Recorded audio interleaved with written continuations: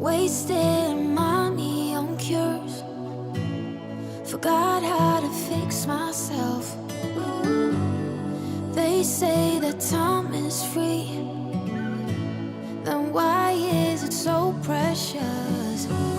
Oh, I'll save memories in my head, like Polaroids on walls. They remind you to look ahead.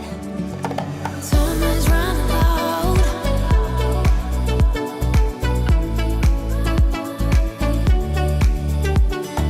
Time is running out.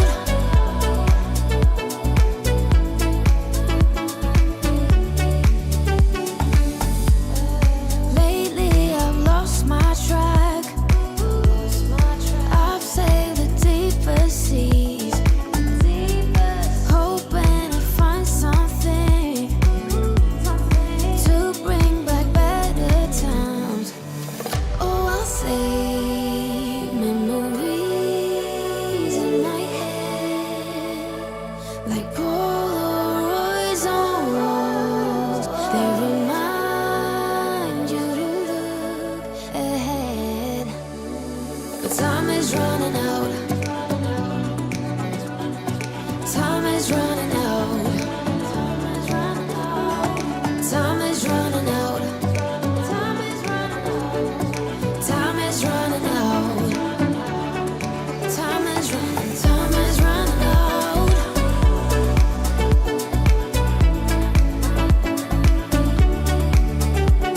But time is running out.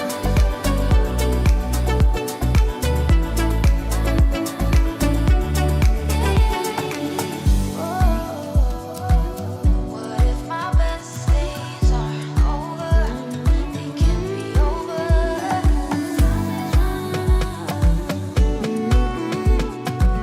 They can't be over now. Time is running out. What if my best days are over? They can't be over now. Time is running out.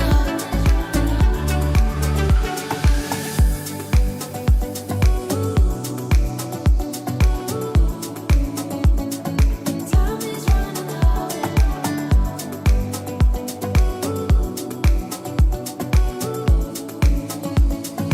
Time is running out. Good, look at the right camera. Good afternoon, everyone. It's Jim here at Tutor 2 Economics. Move over. The big subject's in town now, and is the first of our Easter stroke summer live streams for A-level business. Not exam board specific today. And I thought, as a special occasion, I'd invite my old mucker Graham in to help me out today. So, Graham, good afternoon. Good afternoon to you, Jim. Are you well today? Really good, mate. And well, we've picked a tricky but important topic for the first of our live streams, investment appraisal. We'll get going on that very shortly. Welcome if you're joining us live. Always appreciate that. I recognise some of the people from economics who've stayed for this session. If you're watching on catch up, of course, there's an opportunity to use the pause button as we go. Same format as normal, about 30 minutes of quick fire questions, some MCQs, some calculations, a bit of application, and a little case study. And investment appraisal is the topic, Graham. Just before we get going, a quick reminder that we are on the road again, aren't we? In 2 weeks today, aren't we? On our way down to the smoke, down to Grey Booster. Did you want to say something about the Grey Booster workshop, G? They've been tremendous, haven't they? The feedback's been superb. So AQA A-level business, Edexcel A-level business, alternate days come along. I think one may be sold out, Jim, mightn't it? I think one may be sold out. There's been lots of bookings this morning. I think there might be a few seats for some of them. Yeah. So anyway, check out the website if you're able to come to one of those. Well worth it. And there's a picture of us there, isn't it? That's a White City, I think, isn't it? There's that fella there with a rose-coloured Stone Island jacket on there. I think that's me. Could be. There? Very trendy. We'll take questions as we go through this session. And there are lots of people still joining us live. So should we start with the warm-up, Graham? Over to you. Yes. Okay. Hello, everyone. So as always, if you've done one of our live streams before, this is called the Big Reveal. And there are 5 clues that allude to the name of a product. So should we have a look at clue number 1? So this product was launched in December 1950. So if you're sat there thinking, I know a product, but it was launched in September 1950, well, it can't be this one, because this one was December 1950. Not a lot to go on there. Should we look at clue number 2? Yep. Now that is a big clue, isn't it? 14 million are bought every day. Every day. So I would imagine if you're buying something every day, it must be a sort of disposable item. I'm reading that into the Matilda's there. I'm Baked thinking beans. donuts, baked beans. Baked beans. I've just realised how nutritious baked beans are, Jim. That's the benefit of hindsight. Shall I have a look? Clue number 3. 18 different colours. Now that rules baked beans out, and it rules out Heinz out, and it basically rules out what everyone said so far. So it's none of those. I'm not sure what. Okay, I can't read that one out. Shall we look at clue number 4? French company whose products are manufactured worldwide.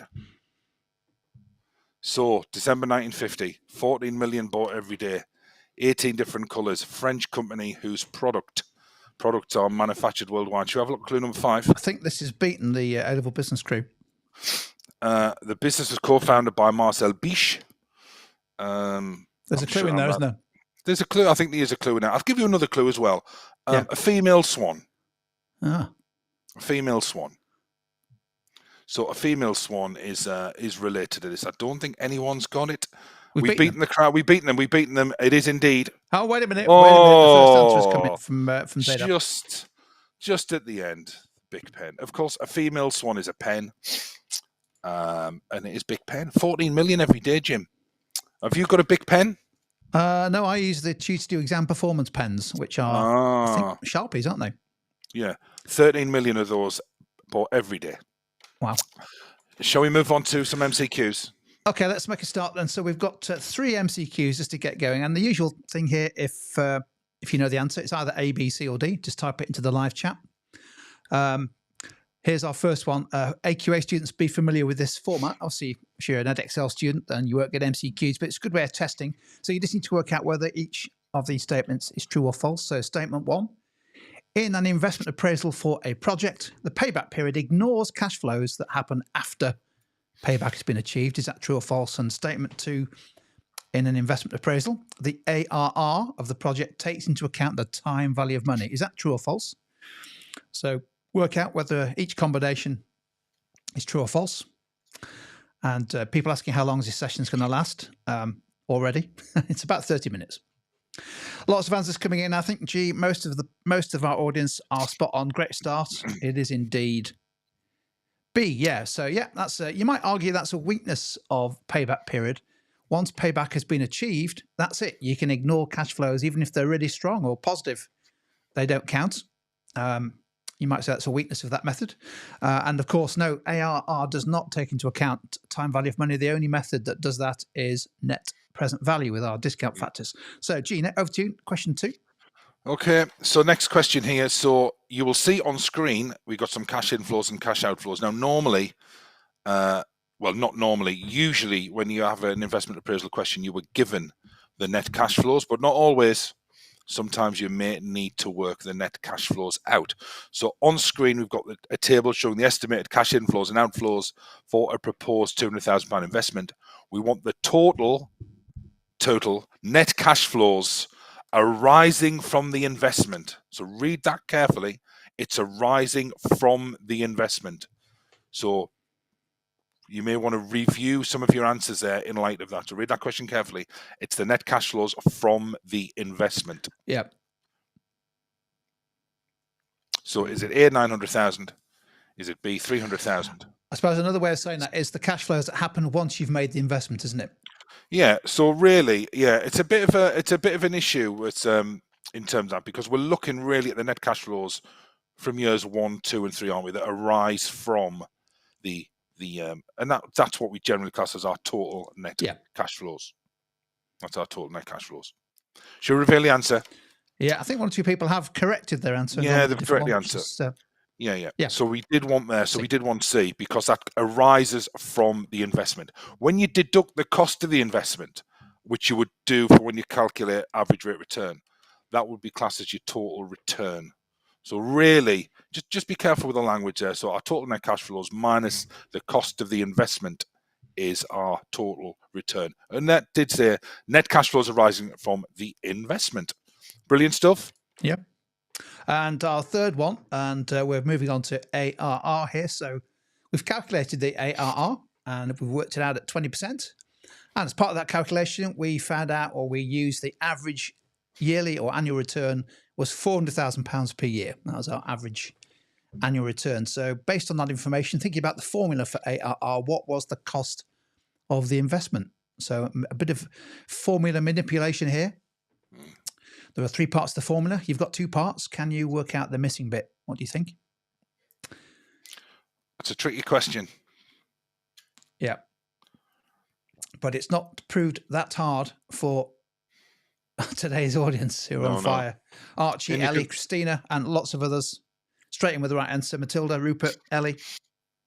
In fact, I don't think anyone's got it wrong, which is very encouraging. Yeah, the answer is indeed D. Yeah, so the reason we get to D, 2 million, well, 2 million must have been the investment, because we know that ARR is the average yearly return divided by the investment. Well, we know the answer to that was 20%. So it's literally just £400,000 divided by 20%, or divided by 0.2. Excellent. Good stuff. Right, I'll do this one, Gisela, or you can always chip in if you wish. Don't forget, in our exam workshops, we really emphasise the need to apply answers. So not just calculations, but investment appraisal could be part of a written or text-based answer, and it's all about application. Can you make your answer about a particular business? So we've got 6 businesses on the screen there: Nissan, Aldi, Apple, Pizza Express, Next, and Ryanair. So 6 different sectors, all with different markets, different products. So we'd want an answer to this question that was about the one we choose. So what might the following business invest in, and why? So let's spin the wheel.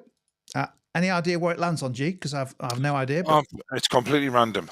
Completely. I'm hoping it lands on Pizza Express, but I wouldn't want to be drawn on that. Well, your hopes have been dashed. It's just squeezed over into Nissan. So over to you in the live chat. And, well, let's stick 1 or 2 answers on the screen if you want to have a go at writing an answer to this. What might Nissan invest in, and why? So if we're thinking about investment appraisal here, investment appraisal is a means of determining whether an investment is worthwhile from a financial point of view. But also there can be strategic reasons, can't there, as to why businesses invest in different. I was going to give the game away. Different things. And you might get a question. Might they invest in Nissan, and why? Over to you, Jim. I'll have a look for some answers. You might get an exam question where maybe AQA students, or Edexcel students, all students, where you've got to choose between 2 different investments. Evaluate them and then analyze each option or each investment and evaluate which one the business should do and why. I'll stick a couple of answers on the screen there. Snack Bandit there. New machinery to make their cars. So some good application with the word cars. Perhaps machinery that allows for mass customization. Now, I'm not a betting man, but I would bet that the Snack Bandit is an AQA student using the terminology mass customization. Alice there. Research and development of electric cars to keep up to date in changing consumer trends. That's a really, really good one. You've just got an electric car, haven't you, Jim? You've got an electric car. I have. Yeah. I'll tell you more about it in a minute. It depends how long you've got. Some great answers coming in here. Fantastic there from Alice. Freddie's done a great one there, talking about being a car manufacturer.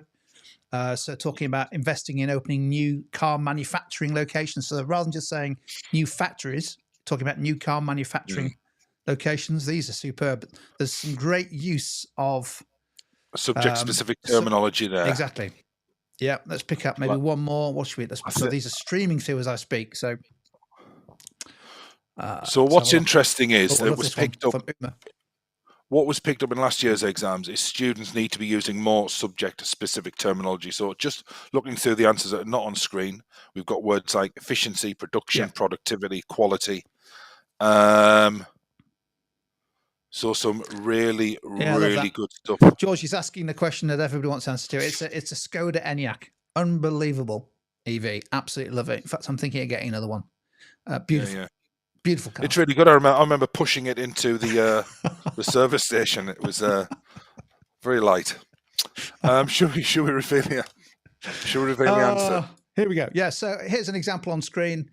Just to make the point about application being subject or industry market product specific. So Nissan could invest more in capital intensive production methods such as robotics, such as automation. Obviously, robotics is a big part of car manufacture. And why? Well, and I think maybe in the live chat there wasn't as much consideration as to why. We've gone with here to increase productivity and reduce Nissan's unit costs, which may allow them to reduce the selling price of their cars, such as electric cars. And then we've also included a rival to Nissan. It definitely is a rival, Skoda. It's basically an Audi, but with a different name, if that helps you. Was I telling you, Jim, that my brother works for the battery plant? It's next to Nissan. It's not actually owned by Nissan. It's Innovision. And he was telling me yesterday that someone has stolen 100 batteries for the electric cars. The police have found him and he's been charged. So everything's okay there. Should we move on to the next one? So, shall we now take our way through? It's okay not how to calculate these. So that's what we're going to do now for the next 10 minutes. But then we're going to develop that and see and analyze the results of these calculations. So we've got a business on here, a Mediterranean restaurant called Peter Pan. And Peter Pan is considering opening a second restaurant. On screen, you've got a table showing the net cash flows and the cost of the investment, which is £800,000. What we'd like you to do is, can you calculate the payback period of the proposed investment? What do we think? So, have a go at that. Can we calculate the payback period of the proposed investment? So some very, very quick answers in already. Very quick. I think Cosmos was the quickest. Should I stick it on screen, G, or should I maybe just wait a few seconds before everybody else has a go? I think, I think everyone's... I think everyone's got it, to be fair, and I thought it was quite a challenging question. That would be that would be a 3-mark question, wouldn't it? Or 4-mark question, Edexcel. Yeah, potentially, depending on which exam board you are. Yeah. Yeah, I think every single person's got it, and the answer is, of course, get the badge in. Oh, yeah. I haven't actually tutored to you badge. You need to be at one of the workshops next week. If you've attended a workshop previously, before reset, and you've got a badge, please let us know in the chat window. That would be great. So we can say after 2 years, £600,000 has been returned. So that is the net cash flows from year 1 and 2 added together. That leaves £200,000 to be returned. We know the net cash flows in year 3 are 800,000. So 200,000 divided by 800,000 times 12 gives us our 3 months. So payback is 2 years and 3 months. And this is really good practice that you show you're working out that way. Even if you get the final answer wrong, you could still get some marks. So Archie there got a badge and a pen. So must have done really well in the workshops there. So fantastic. 2 years, 3 months. Key there is, don't forget the units as well, isn't it, G? So payback is measured in time. So it's not a percentage. It's not a ratio. It's a period of time. And I would have thought they'd nearly always leave you with questions that are nice round numbers in terms of years and months or days or whatever. So Kirsty's just raised, picking out, do you think this will be in a 20 marker for Edexcel? Well, it's impossible to predict. All I will say is that previously investment appraisal has been within a 20 mark question where students had to evaluate a couple of options and they could work out some investment appraisal data. Yeah, and if that's a question about calc questions, let's deal with that one here. Yeah. As long as you got the right answer, if you got the right answer and you display the correct number of units, then you will get full marks. For example, if it was average rate return and you forgot to put the percentage sign after, there's a chance, depending on your exam board, you wouldn't get full marks. Some you may, some you definitely wouldn't. But yes, as long as you got the answer right, you will always get full marks. Always. Okay, so we've done payback. Let's move on. And let's now do an ARR. I know we've already done a bit of manipulation of the formula in a multiple choice, but we've got one of our favourite businesses just around the corner from you, isn't it? That jewellery shop in Sunderland. Yeah. Lord of the Blings. It makes and sells jewellery. And our good friends, the directors, are thinking about opening another factory to increase capacity. The investment will cost £1.2 million. And you've got a table there that shows the net cash flows, all of them positive in years 1, 2, 3, and 4. So it's a 4-year return. Some net cash flows coming in each year, and over to you. Can you calculate the average rate of return, the ARR? Different steps, of course, to this. So the first step would be to add together the net cash flows of years 1, 2, 3, and 4, then deduct the cost of the investment, and that will give you the total net cash flows. Divide by 4, that's the annual return, and then divide that by the investment and express it as a percentage. So actually there's like 4 parts or 5 parts of this. So we're looking out in the live chat for people who've had a go at this. Have a go. I'm absolutely astonished at the speed of and the accuracy of lots of the students. We've got Mr. Owlett in the house here. It was interesting, wasn't it, on our workshops? I think we were quite taken aback by how quick and accurate so many of the attendees were to what were quite challenging questions. And what's pleasing about that is, hello to you, Mr. Owlett. What's pleasing about that is calculation questions are a really good way of freeing up time for the longer mark. I mean, obviously, if you get a 4-mark calculation question, you have 4 minutes to spend on it. But if you can do that calculation, say 2 minutes, quickly and accurately, that gives you more time on the extended responses. So ultimately, it's about getting the answer right first and foremost, but it is important to try and work quickly and accurately. So, Yaniv, there, I don't understand how to calculate it. So, well, let's go through it again. So what you do is you add the net cash flows. Yeah, let's go through the answers. So first of all, you add up the total net cash flows. Now, remember, that's from the investment. So that's adding up the net cash flows from year 1 to 4. Then we work out the total return by deducting the cost of the investment. Then we work out the average return. So we divide by the number of years, in this case 4. Then we divide by the cost of the investment again, multiply that by 100. Gives you 25%. What I would personally do if I was sitting my exams now, Jim, I would enter, because I've been given the net cash flows and I don't have to work them out. I would start off by putting the cost of the investment as a negative amount in my calculator first. Then I would add the net cash flows on. Yeah. And then by the end, you've already worked out the total return. Then you're not going to miss that vital step. But it is 25%. Fantastic. Great stuff. Yeah, I think Yaniv was just provoking people. Teasing people. Well, I would say that if I didn't know how to work that out, I would be saying that too. So right. Shall we? Last one of these calculations. So we've got another business, would you believe? And this is Socket Man, which is a large electrical supply company owned by John Elton. John is considering another £200,000 investment. And we've got the estimated net cash flows over 3 years. Now, you've got the discount factor there. You will be given those in an exam, so don't worry about remembering those, because you don't need to. If you have to work out net present value or discounted cash flow, you'll be given them. So can we work out the net present value of the proposed investment? What I would say as well is sometimes you're given a table of information like that, and you might have to work out. For this one. Might take us a bit longer. Yeah. Okay. Shall I talk over it or wait? Keep talking. Yeah. I'll keep talking. So, in an exam, you might be given that table of information, and you might have to work out, say, the average rate return and the net present value. Do not apply the discount factor to the net cash flows when you're calculating average rate return or payback, for that matter. It is only for net present value. So that was examined previously, and some students did apply the discount factor when calculating payback or average rate return. Got a lot of answers coming in which are the same, which is usually a good sign, isn't it? Very reassuring that they've got the same as what I've got written down here. And would you believe what I've got here in front of me here? I've got my Edexcel A-Level Business Workshop booklet. Can you believe it? Can you believe it? With my handy investment appraisal guide. Should we go through the answer? That was a minute, but it's incredibly impressive to have completed that calculation in less than 60 seconds. So well done, everyone. It was really good. Yeah, should we run through the answer? So what you need to do is you need to multiply the net cash flow by the relevant discount factor. So in the case of year 1, 150,000 multiplied by 0.909 gives us a discounted net cash flow of £136,350. So you do that for all 3 years, you add them together, then you deduct the cost of the investment to get the net present value.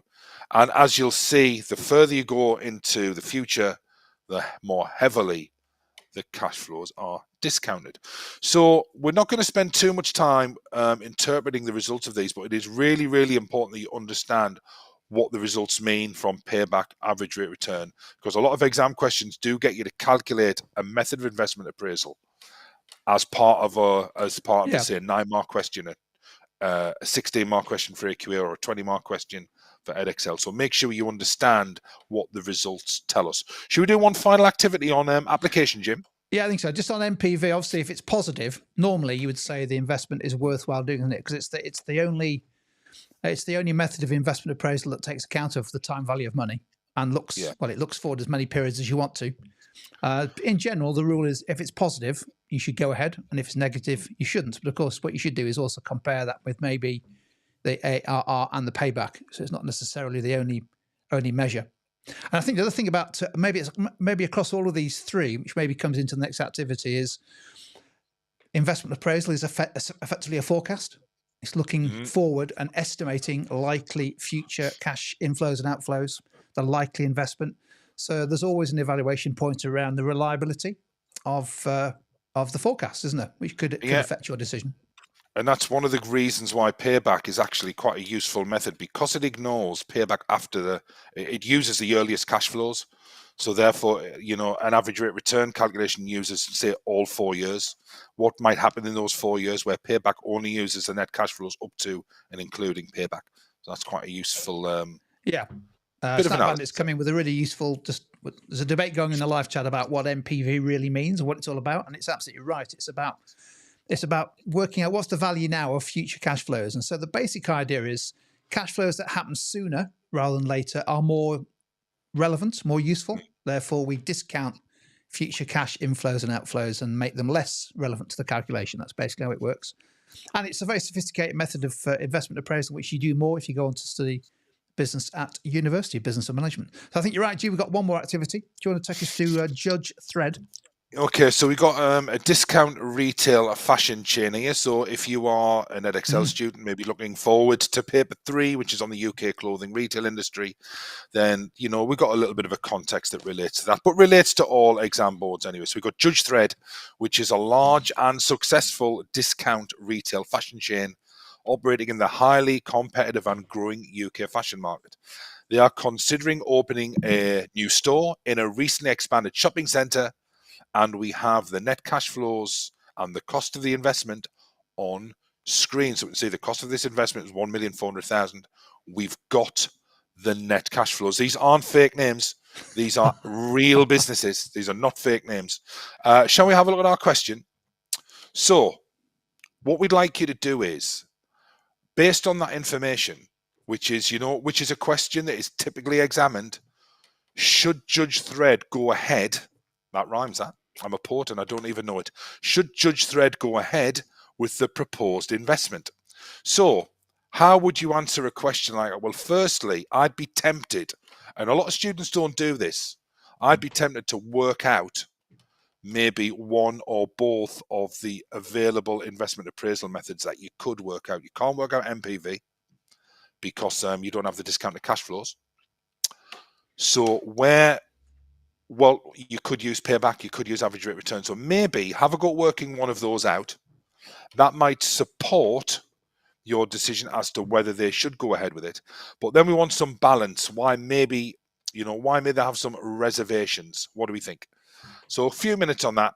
Maybe work out one or both of payback or average rate return. What do the results tell us? Could you work those out? What do the results tell us? You're not told to work any out, but it's good practice if you can perform a calculation to do so. So you could just add up all the net cash flow. You could just work out the total return, of course, without doing any investment appraisal methods. But why might they have some reservations? What do we think? Why might they have some reservations? How useful or how relevant is the text here as well, G, rather than just the numbers, in terms of then referring back to the extract or the situation? Say that again, Jim. Sorry, I missed that. Yeah, the text on the left-hand side there, I suppose that's also application, isn't it? So it's not just about calculating the numbers, it's also linking it to the situation you're given. Yeah, I think it's recognizing the fact that the market's highly competitive and growing, which tends to lends itself a little bit to new entrants. So can they rely on the actual, the net cash flows? The further you go in the future, the more unreliable potentially are. The opening in a newly expanded shopping centre, will other fashion retailers open as well? Could that put a spin, or maybe put those estimated net cash flows at risk? Shall we have a look at we've got lots of different answers with payback. The payback was actually, if we have a look at that. Yeah, I was just sticking some of the answers coming through. Let's add that to the screen. Yeah. So the payback was 2 years and 4.8 months. So I think what some people did is saw the 2.4 and assumed that was years and months. So it's 2 years and 4.8 months. The average rate return is 37.5%. So let's try and get some application here. We're in a highly competitive fashion retail market. And paying back the investment quickly means that any further profits, I might have made a mistake. I'll double check those figures, Jim, because I would hate to think that I've made a mistake on my calculation. Paying back the investment means that any further profits can be reinvested back into Judge Thread. But on the flip side, the payback period, and they both use estimated cash flows. So that means, we can't take these as sort of guaranteed. The UK fashion retail market is highly competitive. And if a new retailer opens up, then that could mean that the net cash flows are far lower than predicted, subsequently resulting, maybe impacting negatively on the cash flows. Yeah, my mistake. That should be 2.4 months, Jim. So it's well, I'll a change that for the download. a minor error. Well spotted, everyone. So, but I think it's really important when you're analysing net cash flows and investment appraisal methods to look at the downside. Remember, they are based on estimates. If you're looking at a competitive market, then the threat of new entrants is high. That could therefore mean a new competitor could enter the market. Subsequently, the net cash flows could be lower than estimated. So there was some really good analysis in there about the highly competitive market. We want to pay back. So Oliver had a really good point there about the investment paying back as quickly as possible. Then those profits can be reinvested back in the business. So there was some really, really good stuff there. Yeah, that's a great answer from Ollie. I think the interesting thing about the fashion retail market is you never quite know, do you, until you open the new store. A lot of it depends around assumptions about how busy the shopping centre is, whether you've got the right location in that shopping centre, whether you're near to other maybe fashion retail brands that draw the footfall to your area. There's so many uncertainties in retail, aren't there? And particularly in fashion retail, that make investment appraisal quite tricky, and you never really know until you open the doors and see how it performs. Good stuff. Right, there we go. We've done really good. Thanks for all those answers, everyone. We appreciate that. And that's our first session. We're doing, 5, aren't we? 5 sort of 30 minutes, 35-minute sessions this week on core topics. We're looking at things like break-even analysis, capacity, that kind of stuff. That's investment appraisal. If you found it useful, give the session a like. You can always watch all of these sessions on Catch Up and subscribe to the YouTube channel. I think we've just passed 750,000 subscribers on the channel. So it's always nice to get a few more. Click the bell icon on the videos on the YouTube playlist so that you get an alert as to when the next session is getting going. Gee, good to see you, mate. I'll catch you in the morning. It's same time tomorrow, I think, isn't it? 12:30. Definitely. We'll be there.